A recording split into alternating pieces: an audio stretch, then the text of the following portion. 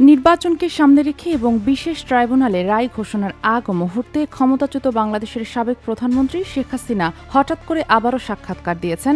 কয়েকদিন আগে রিটার্সকে দেওয়া সাক্ষাৎকারের পর এবার বিবিসিকে ইমেইলের মাধ্যমে দেওয়া সাক্ষাৎকারে তিনি স্পষ্টভাবে দাবি করেছেন যে তার বিরুদ্ধে করা মানবতাবিরোধী অপরাধের কোনো দায় নেই তার।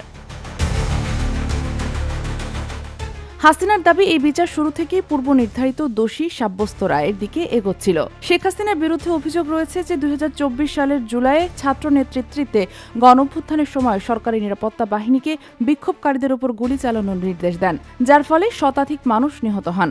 তবে এই অভিযোগ তিনি অস্বীকার করেছেন। তিনি বলেছেন, আমি অনুপস্থিতিতে যে বিচার চলছে তা রাজনৈতিক প্রতিপক্ষের নিয়ন্ত্রিত ক্যাঙ্গারু কোর্টের সাজানো এক প্রহসন।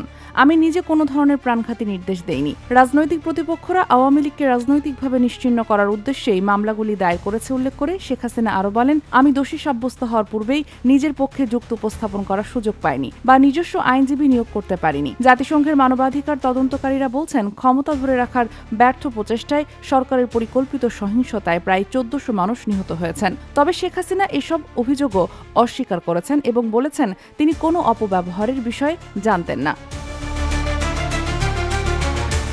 এদিকে এবছর শুরুতে ফাঁস হওয়া একটি অডিওতে ২০২৪ সালের জুলাইয়ে শেখ হাসিনা প্রাণঘাতী অস্ত্র ব্যবহারের অনুমোদন দেওয়ার ইঙ্গিত পাওয়া যায়। আদালতে সেই অডিও বাজানো হয়েছে। একই বছরের জুলাইয়ে সাবেক স্বরাষ্ট্রমন্ত্রী আসাদুজ্জামান খান কামাল এবং সাবেক পুলিশ মহাপরিদর্শক চৌধুরী আবদুল্লাহ আল মামুন সহ অন্যদের বিরুদ্ধে আনুষ্ঠানিক অভিযোগ আনা হয়। বিশেষ ট্রাইব্যুনালে শেখ হাসিনার অনুপস্থিতিতে বিচার চলছে। রাষ্ট্রপক্ষ সোমবার রায়ে তার জন্য মৃত্যুদণ্ড চেয়ে আবেদন করেছে। রায়ের আগে রাজধানী ঢাকা ট্রাইব্যুনাল এলাকায় নিরাপত্তা জোরদার করা হয়েছে।